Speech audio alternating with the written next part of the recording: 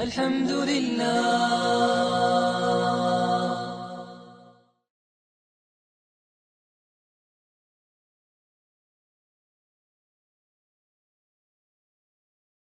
Basically, both the Bible and the Quran describe how Jews were susceptible to corrupting their religion and adopting polytheism.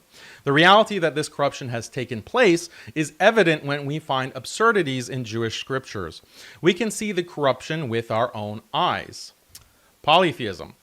The first myth we have to dispel is the idea that Judaism was always monotheistic. The alleged followers of Moses had introduced a great deal of idol worship into their religion. The polytheism of these early Jews is discussed in many academic works, like Mark Smith's The Origins of Biblical Monotheism. Prior to the Second Temple period, many Jews had beliefs which resembled that of the neighboring Canaanites. These Jews believed in a polytheistic pantheon of deities with 4 levels. At the top was the chief god and his wife El and Asherah. At the second level were their 70 divine children. Each of the 70 divine children of El and Asherah was assigned rule over a particular people. Yahweh is regarded as one of these divine children, and he's assigned to rule over the people of Israel. Then afterwards, Yahweh, the God of the Jewish people, came to be seen as the supreme god El. These polytheistic ideas are found in the scriptures, which eventually became the books of the Bible. However, they were gradually edited out over time, but we can still see the remnants of this polytheism enshrined in different variants of the Bible. Consider 2 examples from the work of Bible scholar Emmanuel Tov. In Deuteronomy 32:8, we read, "When the Most High apportioned the nations, he fixed the boundaries of the peoples according to the number of the sons of Israel." This translation is based on the Masoretic text of the Hebrew Bible, but the Masoretic text is just one of the multiple variants of the Hebrew Bible.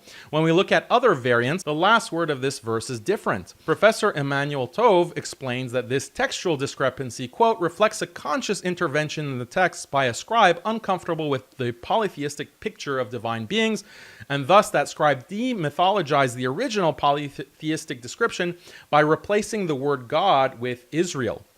Another example is Deuteronomy 32:43. In the Dead Sea Scrolls, the verse reads, "Acclaim, O heavens, with him, bow to him, all you gods," meaning the gods are supposed to bow to the head god. The Masoretic text changes the word gods to people in order to avoid the polytheistic implication. We don't even have to go to other variants of the Bible to find polytheism, however. For example, in Exodus 15:11, Moses declares, "Who is like you, O Lord, among the gods?"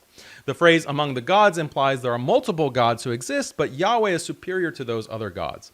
Psalm 82:1 reads, "God has taken his place in the divine council. In the midst of the gods he holds judgment." Psalm 86:8 reads, "There is none like you among the gods, O Lord." These passages are not monotheistic, they're polytheistic. The idea that you can recognize multiple gods exists, but only one God is worshipped. The Bible also references the idea of God having children. In Psalm 82:27 we read, "And I will appoint David to be my firstborn, the most exalted of the kings of the earth." Psalm 45 goes even further. We read, "Your throne, O God, endures forever and ever, therefore God, your God, has anointed you." In other words, the verse addresses the king as a god who has been anointed by the supreme God. This notion of divine kingship is found in many cultures. For example, the Egyptian pharaoh, the Roman emperor, and the Chinese emperor are considered the sons of higher gods. The Hebrew Bible borrowed this pagan idea. Even until the 4th century CE, many Jews worshipped a lesser god called Metatron in addition to the highest god. This was known as 2 powers in heaven. Remnants of the idea are still found in the Talmud. Talmud describes how God spends part of the day teaching children, but sometimes Metatron takes the place of God to do this. Metatron is literally sharing in the actions of God, according to the Talmud. Islam validates the message of the prophets, the covenant that Muslims understand. The covenant with God is to only worship God and reject all gods and say there is no other God except God. That's the covenant, and that covenant is broken when you go and you worship God or you other gods, or you make sacrifices to demons. Like, those kinds of ideas are so far from monotheism. So from like a Muslim would be shocked to hear the idea that, oh, Islam confirms Judaism, unless that Muslim has no idea what Judaism actually teaches.